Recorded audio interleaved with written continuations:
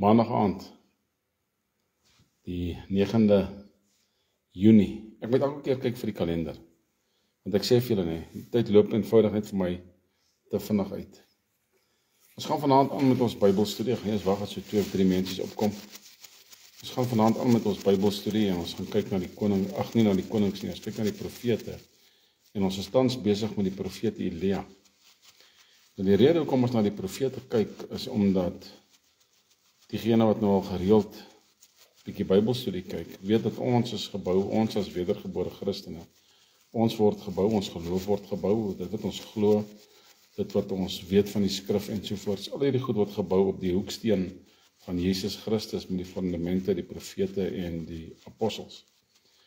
Nou, mense kyk nooit in diepte na die profete nie. Maar ons gaan nou aan met Elia vanaand. En het, soos ek gesê het in 'n vorige Bybelstudie, dat, hoekom is hierdie bril so? Dat dit vat 'n tyd om deur die profete te werk, jy weet. Ek sal nou kyk wie het opgekom. Ek sien die profielfoto. Is Pero, ek het jou foto's gesien van die sneeu. Ja, is koud en nou tuis is ook hier so. Shalom. Waar lê daai sneeu so, Pero? Sê gou vir ons asseblief, man. Ek sê mos, dit gaan die koudste winter wees. Hier's 'n koue wind hier in Pretoria nou op hierdie stadium.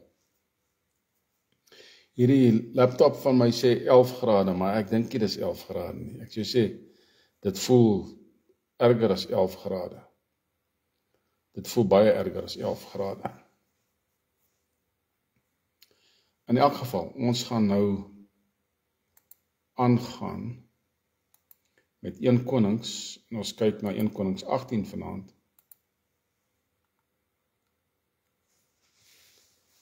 Daar sê, Thuis, wat sê jy? Ou Perie wil nie vir ons sê waar dit so sneeu nie. Christo, wat sê jy? Ons gaan aan met Elia. En aangesien hier nou 'n paar ouens hier so is, kom ons bid sommer saam. Vader, ons sê vir die dankie vir die woord. Dankie dat ons kan kyk na die profete. Dankie dat ons kan leer uit die profete uit, Vader. Want dis wat U wil hê ons moet doen. Salf ons ore, ons oë en ons harte vanaand, Vader, en geef ons openbaringskennis. Helder oop oë van die verstand, soos Efesiërs vir ons leer, sodat ons kan weet wat U vir ons wil sê en wat ons moet leer. En ons sê vir die dankie daarvoor vanaand. Seën almal wat opkom en almal wat na die boodskap luister later. Vader, kom ons leer saam. En ons sê dankie vir U daarvoor in Jesus naam. Prys die Here, man. Daar is hy. OK. Pero sê, dit is sneeuberge naby Noupoort, Noord-Kaap, Oos-Kaap grens. Thuis sê, Pinetown is net so koud en nat. En Christus sê, is baie koud op die suidkus en dit reën erg. Jan, hoe gaan dit daar by julle? Julle het ook sulke koue. Die koue kom, papa. Hierdie winter gaan die koudste winter wees. Ek dink ek moet begin hout kry, om te kan vuur maak hier buite. Ek dink so. Ek dink ek moet begin hout kry. In elk geval, ons kyk na die profeet Elia, en ons kyk hier so na hoofstuk 18. Dit is 'n baie interessante gedeelte hierdie. 'n Geruime tyd daarna wat? Kom ons gaan terug so een hoofstuk. Wat het daarna gebeur? Onthou, Elia was by die spruit Krit gewees. Hy het vir 'n baie lang tyd gelewe van water en meelkoekies of vetkoek, wat ook al die vrou daar gemaak het. Haar seun het gesterf. Elia het vir hom gebid, die seun het weer gelewe. En hoofstuk 17 sluit af met hierdie fantastiese woorde. Die vrou sê vir Elia, nou weet ek dit dat u 'n man van God is, en dat die woord van die Here in u mond die waarheid is. Dis belangrik. Selfs soos wat ons vandag lewe, die woorde in jou mond moet die waarheid wees. Dis maklik om 'n leuen te vertel om iemand te beskerm. En baie keer doen mense dit. Jy vertel iets om ander mense te beskerm, maar op die lange duur maak jy net groter probleme. Dis beter om liewer waarheid te praat, en veral waarheid oor die skrif te praat. Nee, en om waarheid oor die skrif te praat, moet jy die skrif ken. Jy kan nie net duimsuig hê. So 'n geruime tyd daarna, Onthou dit reën nie. Dit het nog nie weer gereën nie, né? Dis droog. Mense is honger. Geruime tyd daarna die woord van die Here in die 3de jaar. Onthou wat het Elia gesê? Net op my woord sal die reën kom. Dit is nou al in die 3de jaar, né? Goeienaand Marianne, ek sien Marianne is ook op. Het die woord tot Elia gekom, het gesê, gaan heen, vertoon jou aan Agab, dan wil ek reën gee op die aarde. Vader sê, dis nou tyd vir die reën om te kom. Nou, Agab mos nou al kwaad vir Elia, nou al 'n geruime tyd. Nee, en nou moet hy homself aan Agab gaan vertoon. O Jan sê vir ons, is koud in die strand in die Wes-Kaap. Jy,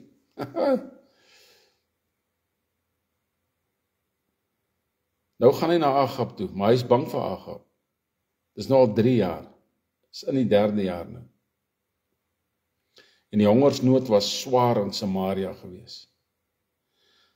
Toe laat Agab Obadja, wat oor die paleis was, roep, en Obadja het die Here baie gevrees. Ken julle vir Obadja? Want toe Jezebel eintlik die profete van die Here uitgeroei het Obadja 100 profete geneem, en hulle 50 by 50 man in 'n spilonk weggesteek, en hulle met brood en water onderhou. Nou ek wil net vir julle iets sê wat ons sien hierso wat baie interessant is. Hier is nie net 1 of 2 profete nie. Hier is 1 of 2 prominente profete, ja. Maar hier is nie net 1 of 2 profete nie. Obadja het 100 profete weggesteek. Hy sê nie, hy het 100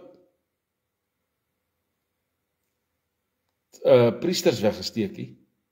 Hy het 100 profete weggesteek, 100 by 100. Net soos wat die profete belangrik was in die sinagoges van Israel, om die mense te lei en te rig. Net soos die profete vandag belangrik. Maar as gevolg van ons teologie, aanvaar ons nie die profete maar so maklik nie. Nee, as gevolg van ons teologie. Ons het gister gesien, dat Agab en Jezebel het 400, daar was 400 profete wat laterand geprofeteer het. 400 by Agab en Josafat. Agab het vir Obadja gesê, trek deur die land na al die waterfonteine en na al die spruite. Miskien sal ons gras kry, sodat ons die perde en die muile in die lewe kan hou en van die vee nie hoef uit te roei nie. En hulle het die land onder mekaar verdeel om dit deur te trek. Agab het afsonderlik met een pad getrek en Obadja afsonderlik met 'n ander pad. Terwyl Obadja op pad was, kom Elia hom meteens tegemoet. Meteens. En toe hy hom herken, val hy op sy aangesig en vra, is dit u my Heer Elia? Elia het hierso 'n erkenning gekry dat hy 'n profeet was van formaat. Nie sommer net so 'n profeet nie. En hy sê, dit is ek, gaan sê vir jou Heer, Elia is daar. Maar hy vra, wat het ek gesondig dat u dienaar oorgee in die hand van Agab om my om die lewe te bring? Kyk julle hoe ernstig is hierdie saak. Sien julle hoe ernstig is hierdie saak? As Elia nou, as Obadja nou vir Agab gaan sê, Elia het vir my gesê om vir jou te sê, jy beter nou maar by hierdie punt uitkom, dan gaan Agab my doodmaak man, want hy haat jou met 'n passie. Waar het ek gesondig? Jy wil nou hê hierdie Agab met my doodmaak. Kyk nou wat sê Obadja vir hom. So waar as die Here u God leef, daar is geen nasie of koninkryk waar my Heer nie heen gestuur het om u te soek nie. En as hulle sê hy is nie hier nie, dan laat hy die koninkryk en die nasie sweer dat hulle u nie kon vind nie. Agab het vir Elia gehaat. Nou beveel hy, gaan sê aan jou Heer, Elia is daar. As ek nou van u weggaan en die gees van die Here u wegneem, ek weet nie waarheen nie, en ek kom om Agab berig te bring en hy vind u nie, dan sal hy my doodmaak en u dienaar vrees die Here van sy jeug af. Hy sê hy vrees die Here van sy jeug af, maar hy vrees eintlik Agab. Hy vrees eintlik Agab hierso. Is dit nie aan my Heer meegedeel wat ek gedoen het toe Jezebel die profete van die Here gedood het nie, dat ek van die profete van die Here 100 man, 50 by 50 in 'n spelonk weggesteek en hulle met brood en water onderhou het. En nou beveel u, gaan sê aan jou Heer, Elia is daar, dat hy my kan doodmaak. Obadja is baie benoud. Hy is baie benoud in hierdie stuk. Maar Elia sê, so waar as die Here van die leerskare leef. Weet julle, ons mag nie meer sweer nie. In die Nuwe Testament leer ons mag nie meer sweer nie. Mag nie by God sweer nie, nie op sy heilige berg nie. Mag nie meer by God sweer nie. Maar kyk wat het hulle gedoen in die ou verbond. So waar as die Here van die leerskare leef. Voor wie se aangesig ek staan, ek sal my verseker vandag aan hom vertoon. Dis Elia se woorde. En Obadja het Agab tegemoet gegaan en hom dit meegedeel, en Agab het Elia tegemoet gegaan. Dis 'n eenvoudige versie. 'n Ou kan 'n boek skryf hieroor. Obadja het Agab tegemoet gegaan. Wat gaan in Obadja se kop aan? Weet jy, ek het Elia niks verkeerd gedoen nie. Weet, Agab dink altyd net verkeerd van ons en Jezebel maak ons dood. Agab gaan seker nou vir my ook uitmoor hierso. Wat het ek gedoen om te sondig? Ek het niks gesondig nie. Nou wil Elia hê dat Agab my moet doodmaak. Maar Elia weet, dis wat nie gaan gebeur nie. Hoe weet hy dit?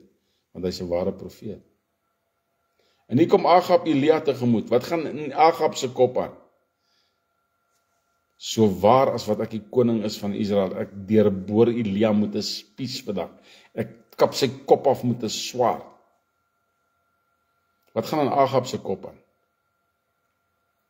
En toe Agab Elia sien, vra Agab vir hom, is dit jy, jou beroerder van Israel? Wat leer ons hier van die profete?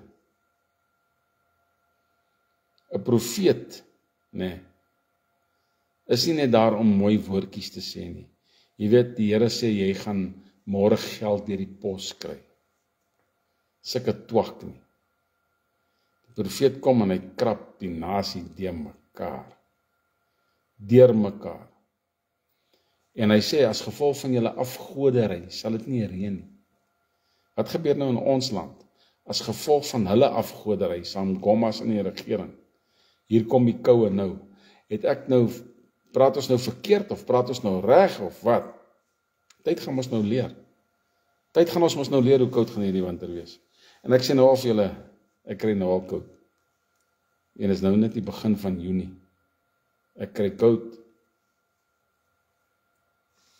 Is dit jy, jou beroerder van Israel? Ek het jou 3 jaar laas gesien. Kan nie eens meer onthou hoe jy lyk nie.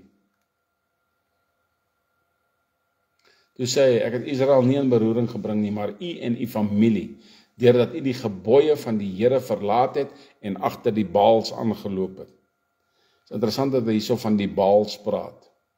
Want ons het hierdie ander spesiale tipe stupid persoon op bakkiesblad wat sport vergelyk met die Baals. Hoe simpel is dit nie? U het die gebooie van die Here verlaat. Jy het die 10 gebooie gebreek, jy en jou familie. En jy het veroorsaak dat die hele Israel agter die Baals aanloop. Stuur dan nou, laat die hele Israel by my bymekaar kom op die berg Karmel. Laat hulle kom, die hele Israel. Ook die 450 profete van Baal en die 400 profete van Asjera, wat aan die tafel van Jezebel eet.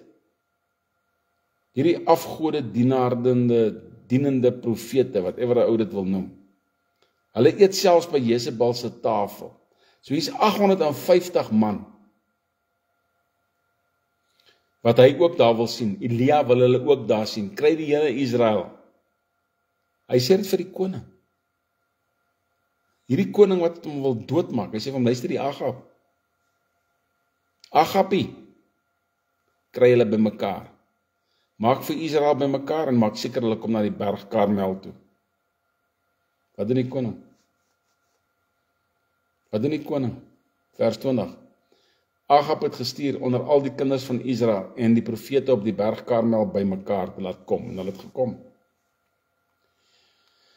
En Elia het nader gekom na die hele volk en gesê, hoe lank hink julle op 2 gedagtes? As die Here God is, volg hom, as dit Baal is, volg na hom. maar die volk het hom niks geantwoord nie. Ons kan dieselfde vraag hierso vra. Ons kan dit vra vir ons boervolk. Julle het dit geweet. Wat 'n vraag? Jan, gaan ons vir die boervolk vra. Ons kan vir die boervolk vra, hoe lank hink julle op 2 gedagtes? As die Here God, die Vader, Seun en Heilige Gees is, volg hom. Maar as die Here God Jahoe is, volg hom. As die genade teologie van Jesus Christus op die kruis, die bloed wat vir ons gestort is, wat ons tot redding gebring het, as dit die ware teologie is, volg dit. Of as die teologie is dat net wit mense hemel toe gaan, volg dit maar. Hoe lank sal mense wik en weeg tussen 2 ideologieë? Hoe lank? Voordat hulle begin verstaan dat daar is 'n Heilige Gees, wat in krag beweeg het in die Nuwe Testament, en hy beweeg nou nog in krag. En hy wys vir ons 100% pragtig die drie-enige God, dwars deur die hele Bybel.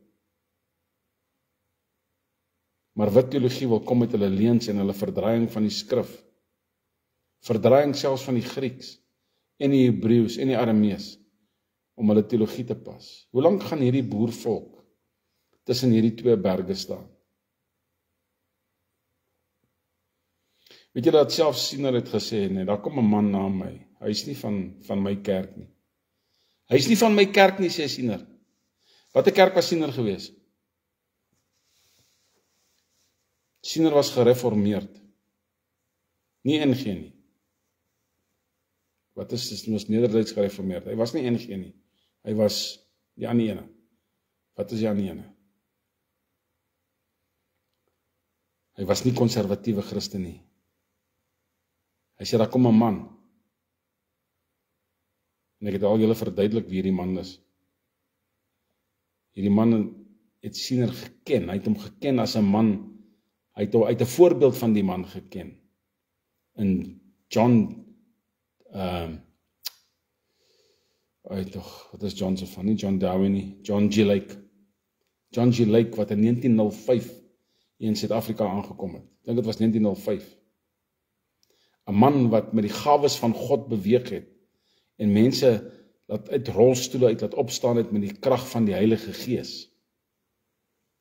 Maar ons boervolk wil 'n vieslike, vuil, Britse, vyandige leer aanneem, en ons vertel, ja, hoe is die ware God. Julle kan iets doen, man. In elk geval, so daar's 2 weë, kies een. Maar weet jy wat is interessant? In die Nuwe Testament sê Vader vir ons die volgende, hy gee ook 2 weë, maar hy gee 2 ander weë. Hy gee 2 heeltemal 'n ander weë. Hy sê, jy kan nie God en Mammon dien nie. Jy sien, voor God is daar nie 'n ander God nie. Voor God die Vader, Seun en Heilige Gees is daar nie 'n ander God nie. Jy sien, die God van die wit teologie is nie Vader nie. Daai God bestaan nie eens nie. Hy luister nie eens na hulle nie. Hy is soos Allah van die Islamiete. Hulle luister nie. Hulle luister nie. Hy luister nie na hulle nie. Hulle luister nie na hom nie. God vergelyk hom nie eens met ander gode nie, man. Hy sê, geld is die groot ding wat jou van my af gaan weghou. Geld.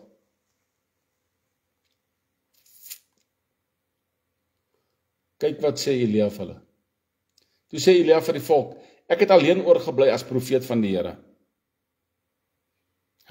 Wag 'n bietjie. Obadja het dan 50 profete in hierdie spilonk weggesteek en 50 profete in die ander spilonk weggesteek. Né? Nou hoe is Elia dan nou die enigste profeet wat oorbly? Ek het alleen oorgebly as die profeet van die Here. Terwyl die profete van Baal 450 is. Maar daar was eintlik 850 daarso. Maar laat hulle vir ons 2 bulle gee, dan kan hulle vir hulle 1 bil uitkies en dit in stukke verdeel en op die hout sit. Maar sonder om vuur te maak, en ek sal die ander bil gereed maak en op hout sit, maar ek sal ook geen vuur maak nie. Hoe lank vat dit om 'n bees te slag? Die boere weet.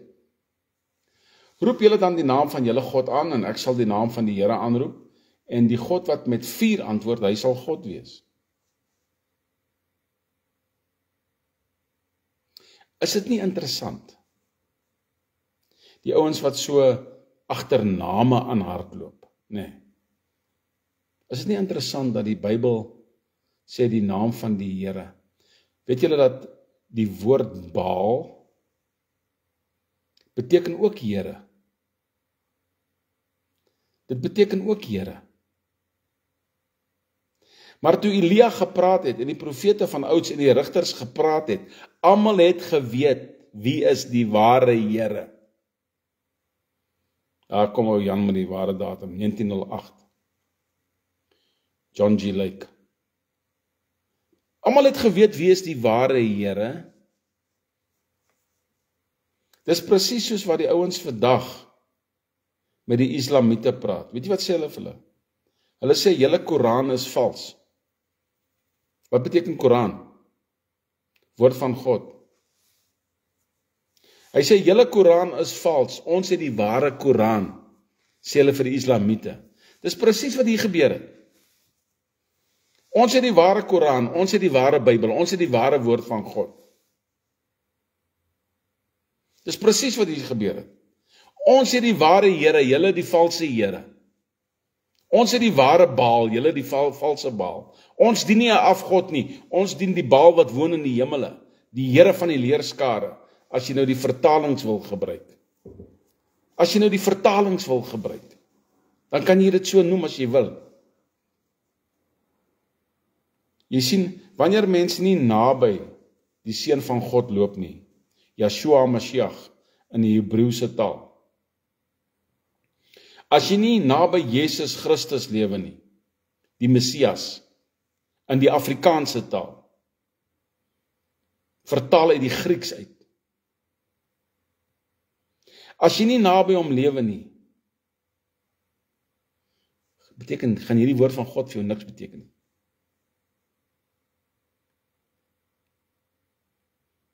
Gaan niks vir jou beteken nie. Jy gaan nie weet wat dit beteken om iets in sy naam te doen nie. Dis die punt wat ek wil maak. Jy sal nooit verstaan dat as ek sê ek doen iets in die naam van God, beteken dit die volgende. En dit kan ons ook leer uit die profete uit. Dit beteken die volgende: ek staan as gesant onder bevel van God. Ek het sy woord in my mond en ek doen wat hy vir my sê. Wanneer ek spreek, spreek ek asof ek die CEO is. Ek het nie net die verantwoordelikheid nie, maar ek het die autoriteit. So wanneer ek vir iemand bid in die naam van Jesus, dis nie 'n toorwoord wat ek gebruik nie, of wanneer ek bid in die naam van Yeshua, dis nie 'n toorwoord die naam nie. Nee, wat sê ek vir die duiwels en vir die sonde? Ek sê ek staan hier in die autoriteit van Yeshua en van Jesus. Ek staan met sy autoriteit. Hy het sy autoriteit vir my gegee. Daarom bid ek vir genesing. Daarom spreek ek in tale. Daarom profeteer ek. Daarom ken ek God se woord. En ek kan dit leer vir die mense. Ek sien sy autoriteit. Dit is nie 'n towerwoord nie, man. Ek het al baie keer gehoor predikers bid, dan bid hulle in die naam van Jesus, in die naam van Jesus, in die naam van Jesus. Asof dit 'n towerwoord is.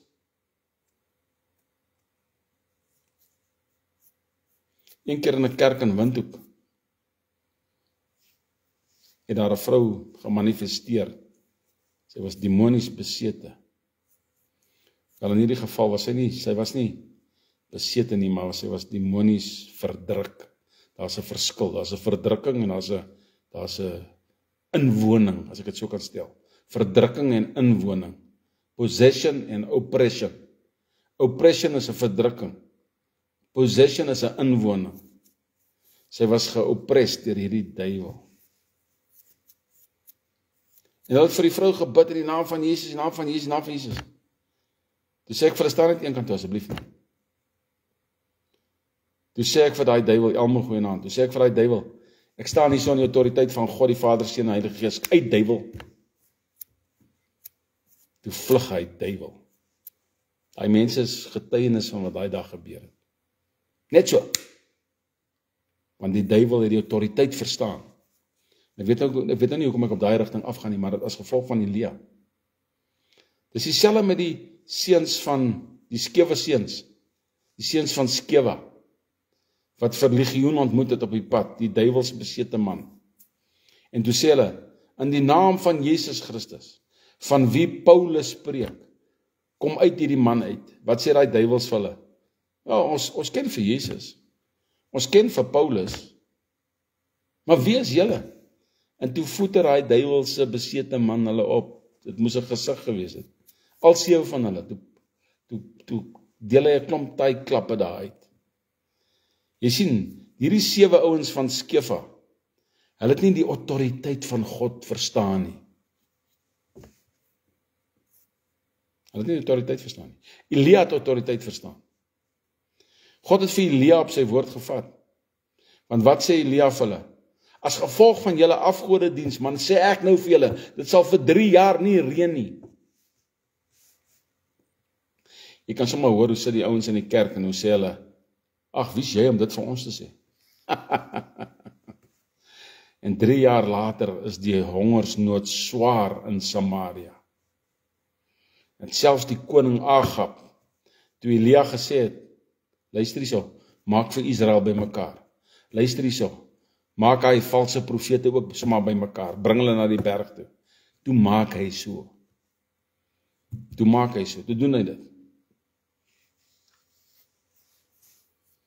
Kies vir julle 'n bil, julle ken die storie.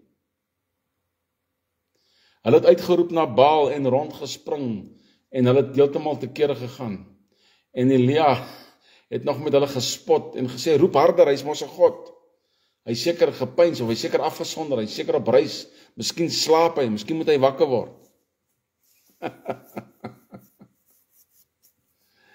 Weet julle, dis vir hierdie wit teologie Pieter, hè. Ek sê vir hulle, luister eens, man, julle kom met al hierdie woord en die verdraaiing van die woord, wys vir my julle krag. Wys my julle krag. Dis wat Elia hier gedoen het. Hierdie ou slaap, man. Skree harder. En hulle het hard geroep en hulle self volgens hulle gebruik met swaarde en spiese stikkend gekerwe tot die bloed op hulle uitgespuit het. Dit is 'n teken van demoniese besetenheid. En as jy weet van iemand in jou gemeente wat homself seermaak met 'n yster op sy knie of op sy been en hy sê heeltyd in 'n gips of 'n ding en hy maak homself seer, kan jy maar weet die man of die vrou het 'n duiwel. Here leer ons dit uit Elia uit. Hulle is duiwels. Ja, hulle het geraas tot die tyd van die spysoffer gebring word. Daar was geen stem en niemand het geantwoord nie en daar was geen opmerks. Is eintlik baie funny. Dit ou moet eintlik 'n movie, ou kan 'n hele fliek maak van Elia se lewe. As jy net 'n goeie draaiboekskrywer kry en jy skryf hierdie ding behoorlik uit, man. Dit is seker een van die snaakste, een van die kragdadigste, maar tog die snaakste gebeurtenisse wat plaasgevind het hier. Maar wat daarna plaasgevind het, is 'n ander storie. Daarop neem Elia 12 klippe, volgens die getal van die stamme van Jakob se kinders, tot wie die woord van die Here gekom het om te sê, Israel sal jou naam wees. En hy bou met die klippe 'n altaar in die naam van die Here, daarna het hy 'n sloot gemaak. Wat doen hy? Hy bou met die klippe 'n altaar in die naam van die Here. Hy bou nie 'n altaar en gee dit die naam van die Here nie. Hy bou dit in die autoriteit wat hy het. Hier bou ek nou 'n altaar.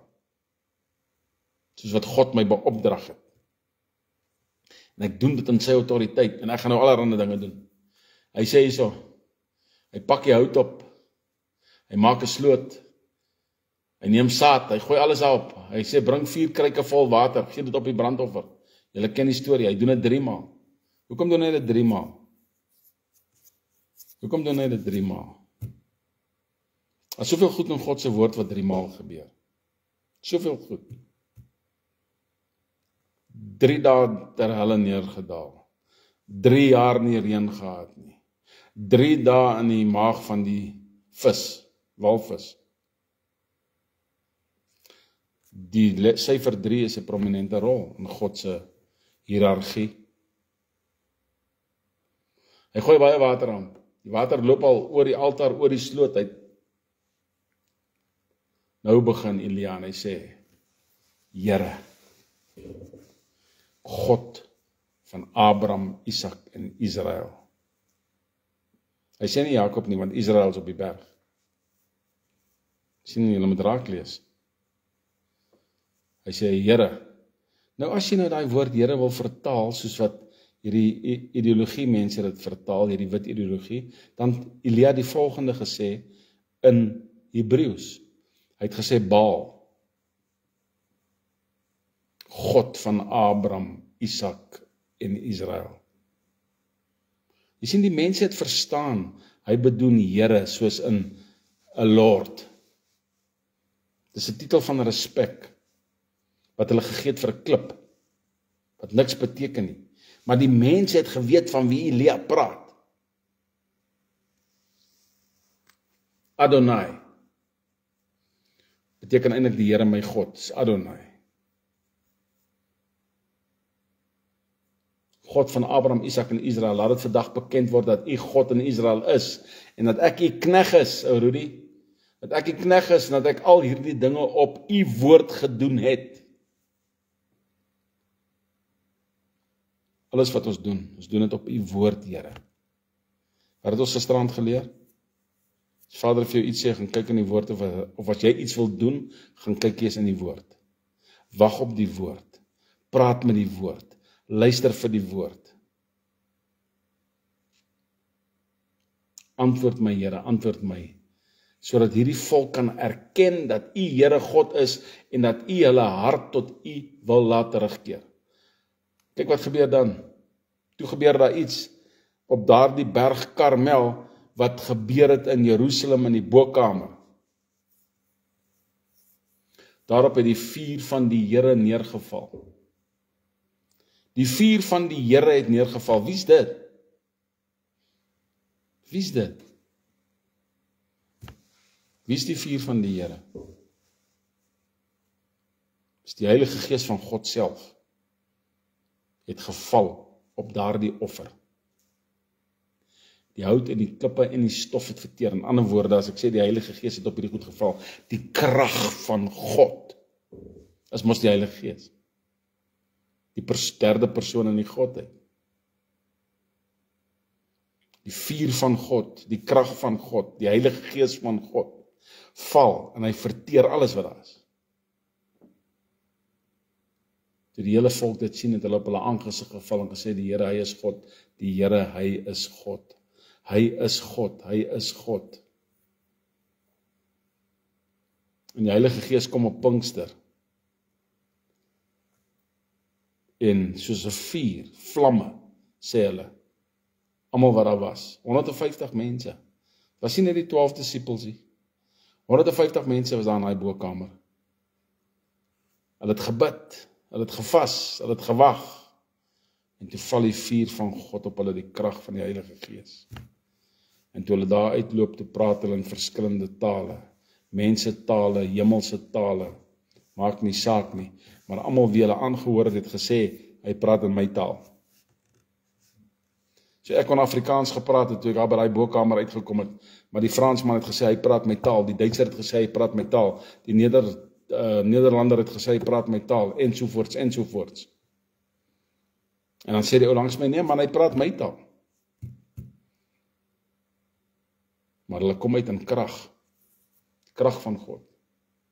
Kyk wat sê Elia vir hulle, gryp die profete van Baal, gryp hulle, laat niemand van hulle vry raak nie. En het hulle gegryp en Elia het hulle gebring na die spruit Kison, en hy het hulle daar geslag.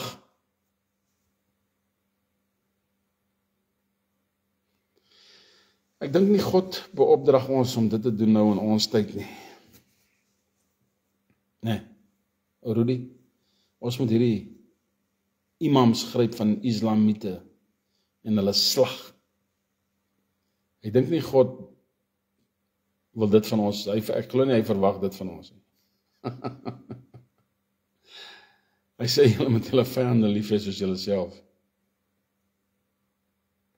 En selfs dit is 'n ding om oor te redeneer, wat dit uiteindelik beteken. Maar hy slag hulle, man. Hoe lank dink jy vat dit om al hierdie profete te slag? 850.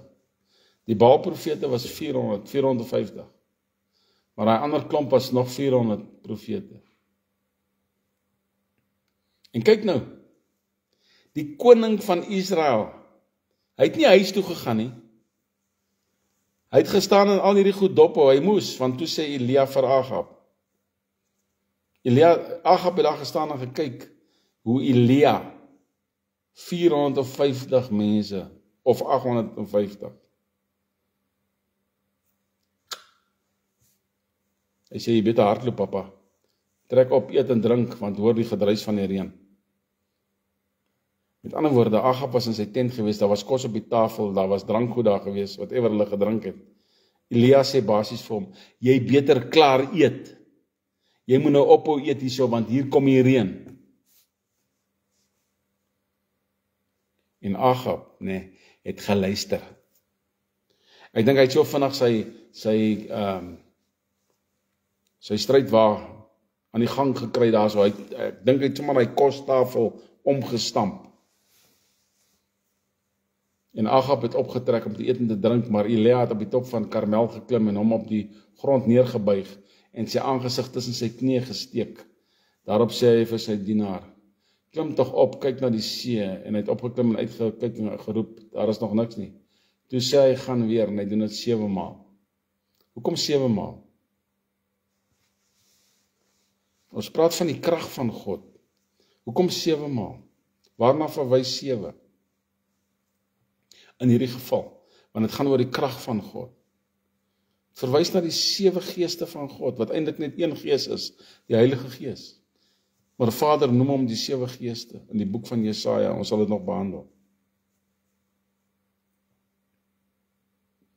Die 7de maal roep hy uit, daar gaan 'n wolkie soos 'n man se hand op uit die see, toe sê hy, gaan op, sê vir Agab, jy beter jouself inspan en trek, dat die reën jou nie terughou nie.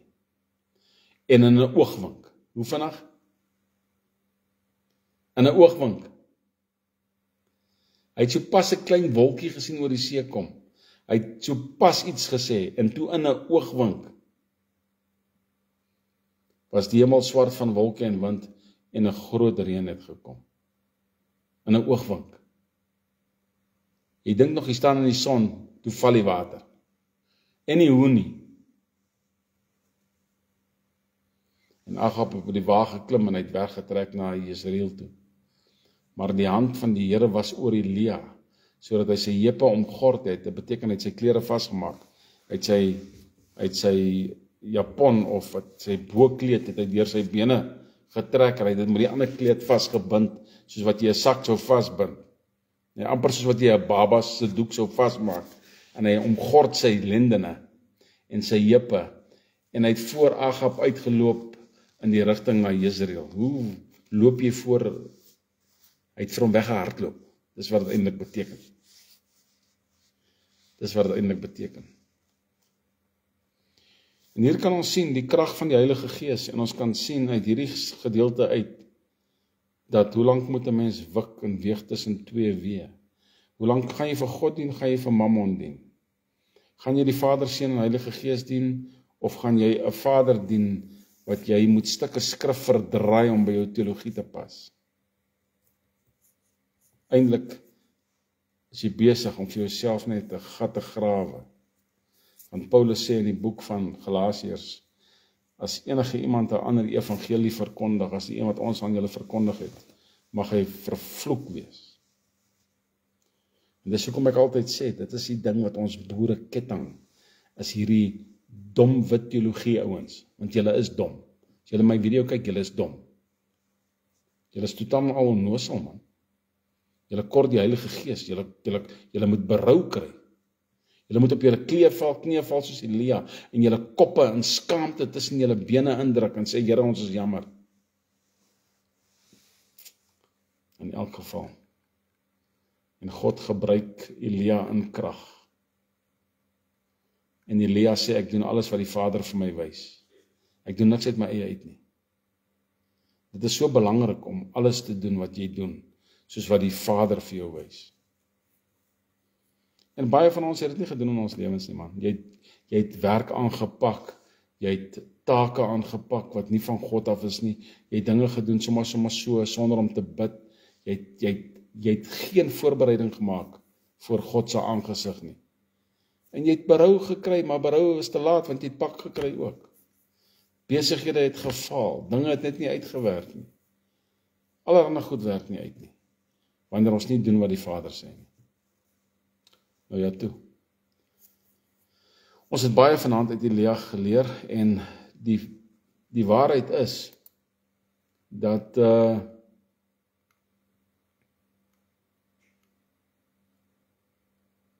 ons is nog nie klaar met Elia nie.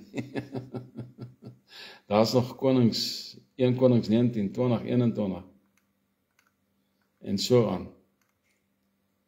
En daar is nog baie om te leer uit Elia uit. Kan julle verstaan hoekom Vader vir ons sê, ons word gebou op die profete en op die apostels en die hoeksteen Jesus Christus. Het is belangrik om dit te verstaan. Goed, mag die Here julle verder seën. Vader, ek bid dat U absoluut die waarheid vir mense sal oopmaak. Dat ons kan verstaan wat dit beteken om in U autoriteit te beweeg, om voor U te staan, om in U gesag te kan doen wat gedoen moet word, om by U te hoor wanneer ons sekere goed moet doen, en dat ons op U woord dinge doen, Vader, nie sommer uit ons eie uit nie. Ons sê vir U dankie vir dit. Ons aanbid U en eer U, in Jesus naam. Amen. Geseënd is julle, alles wat mooi is.